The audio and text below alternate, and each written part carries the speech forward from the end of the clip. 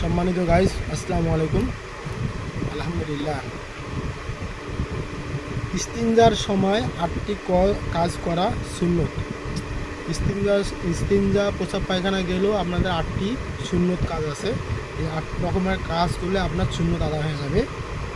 1 নম্বর হচ্ছে বাম পা দিয়ে প্রসাব অথবা পায়খানায় প্রবেশ করা।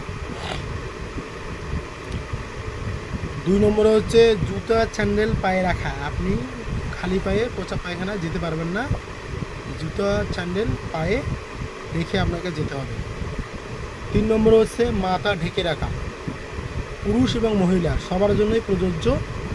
প্রসাব পায়খানায় গেলে মাথা ঢেকে যাবেন, ঢেকে রাখা, তাহলে আপনি শয়তানের প্ররোচনার থেকে হেফাজত থাকবেন। শয়তান অনেক সময় ফাঁকা মাথা পেলে ওখানে আসি আপনার ভিতরে অনেক কুবুদ্ধি প্রবেশ করার চেষ্টা করে।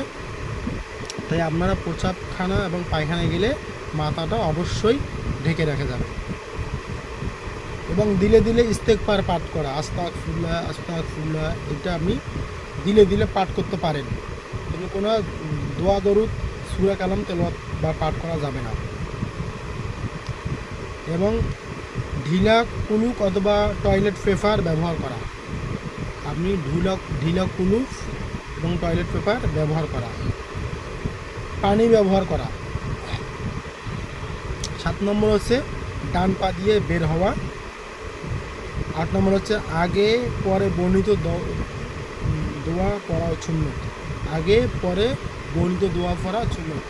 টয়লেটে প্রসাবখানায় যাওয়ার সময় একটি দোয়া আছে, আল্লাহুম্মা ইন্নী আউযু বিকা মিনাল খুবসি ওয়াল খাবাইস। এই দোয়াটি পড়বেন, এটা আপনার সুন্নত। বাইরে হওয়ার সময় যেটি আছে সেটাও পড়বেন, এটাও পড়া সুন্নত। আর সবসময় আপনারা মনে রাখবেন, দুনিয়ার থেকে মসজিদ হচ্ছে ভালো জায়গা, দুনিয়া হচ্ছে খারাপ জায়গা। দুনিয়ার থেকে ভালো জায়গা মসজিদ। মসজিদে প্রবেশের সময় অবশ্যই ডান পা দিয়ে প্রবেশ করতে হবে এবং দোয়া পড়তে হবে, আল্লাহুম্মা ফতাহ লি আবওয়াবা রাহমাতিক। এবং মসজিদ থেকে বের হওয়ার সময় অবশ্যই বাম পা দিয়ে বের হতে হবে, তার কারণ মসজিদের থেকে খারাপ জায়গা হচ্ছে দুনিয়া। তাই মসজিদ থেকে যখনই আপনি খারাপ জায়গায় বের হবেন তখন আপনাকে বাম পা দিয়ে বের হতে হবে। এবং দোয়া আছে, আল্লাহুম্মা ইন্নী আসআলুকা মিন ফাদলিক, এই দোয়াটি পড়বেন। আবার পক্ষান্তরে আপনার দুনিয়ার থেকে প্রসাব পায়খানা হচ্ছে খারাপ জায়গা।